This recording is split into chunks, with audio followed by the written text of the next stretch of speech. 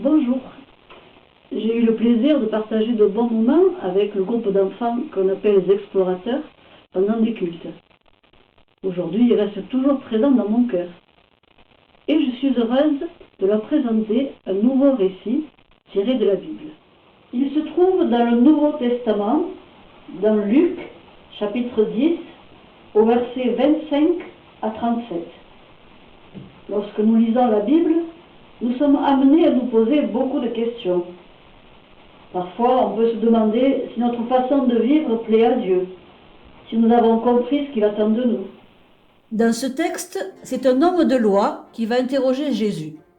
Que dois-je faire pour recevoir la vie éternelle ? Jésus répond par une question. Que lis-tu dans la loi ? L'homme connaît bien la loi, pas de problème donc. Il récite, tu dois aimer le Seigneur ton Dieu de tout ton cœur, de toute ton âme, de toute ta force et de toute ton intelligence. Tu dois aimer ton prochain comme toi-même. Jésus approuve, tu as bien répondu. Fais cela et tu vivras. Mais le maître de la loi demande encore, qui est mon prochain ? Jésus répond cette fois par une parabole.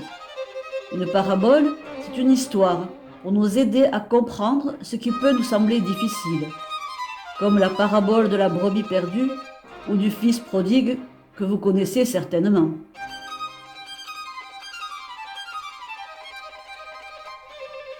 Voilà donc l'histoire. Un homme voyage de Jérusalem à Jéricho. C'est une longue route accidentée, 27 km à pied, avec environ 1000 mètres de dénivelé. Des brigands l'attaquent. Ils lui prennent tout ce qu'il a, même ses vêtements. Ils le frappent aussi. Et quand ils s'en vont, l'homme est à demi-mort. Un prêtre descend aussi cette route. Il voit l'homme à terre et il réfléchit. Je pense qu'il est mort. Si je le touche, je serai impur selon la loi. Et il s'en va. Un peu plus tard, c'est un lévite qui passe. Les lévites aidaient les prêtres dans leur travail, en nettoyant le temple, en faisant respecter l'ordre. Il voit aussi le blessé. Cet homme qui connaît Dieu va certainement secourir le blessé. Pas du tout. Il ne s'approche pas. Peut-être que le lévite est pressé ou qu'il a peur que les bandits ne reviennent. En tout cas, lui aussi, il s'en va.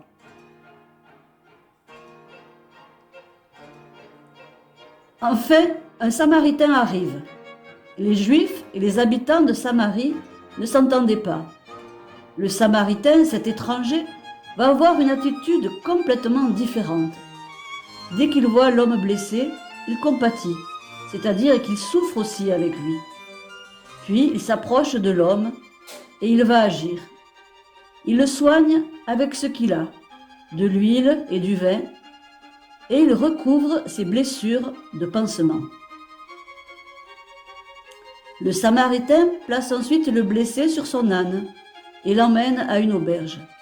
Il donne une avance de 2 pièces d'argent à l'aubergiste pour qu'il s'occupe du blessé et lui promet de payer par la suite les dépenses engagées.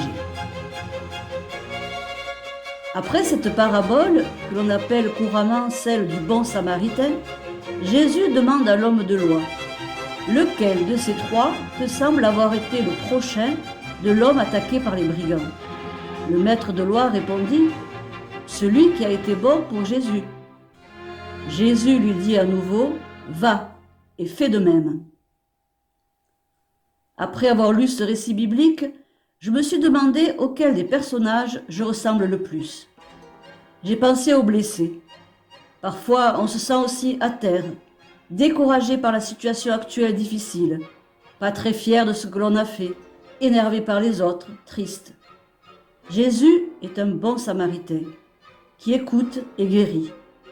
On peut lui confier ce qui nous tracasse. Dieu place aussi sur notre route des personnes qui nous tendent la main. Sachons les remercier. Est-ce que je suis aussi comme l'homme de loi, ou comme le lévite et le prêtre de la parabole ? Sans doute.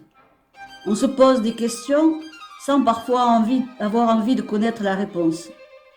On a tous tendance à voir ceux qui nous dérangent de loin, pas forcément envie de donner du temps et de l'argent aux autres.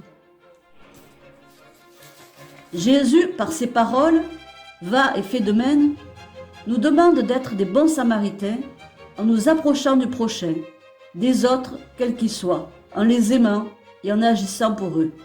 Plus facile à dire qu'à faire. Je vous propose de prier.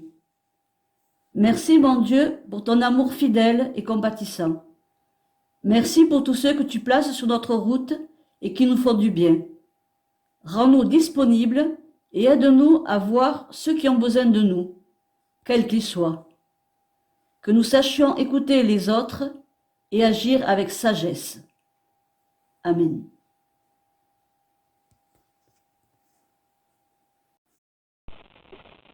Je vous propose de voir maintenant le clip de la chanson de Claudio Capeo, L'homme debout, et après nous verrons pourquoi cette chanson m'a fait penser au bon samaritain. Le chanteur évoque la situation des sans-abri avec un appel à l'aide. Aujourd'hui, des personnes se conduisent comme le bon samaritain. Individuellement ou en association, ils œuvrent en faveur de ceux qui souffrent. Vous avez certainement entendu parler de l'entraide protestante, du secours catholique, des restos du cœur, de l'UNICEF, de la CIMAD pour les étrangers. Ce que j'ai remarqué dans les paroles de la chanson de Claudio Capeo, c'est ce dont il a besoin, c'est un petit regard, un sourire, un petit bonjour. Dans les images du clip, les gestes d'amour sont très simples. Ramasser des affaires tombées par terre, offrir des fleurs, donner un dessin, rendre un portable oublié. À la fin, la jeune fille s'approche du chanteur, comme le samaritain de la parabole du blessé. Je pense que chacun, à notre niveau, petit ou grand, nous pouvons très simplement témoigner de l'amour à notre prochain, là où nous nous trouvons, si nous demandons à Dieu la force de le faire.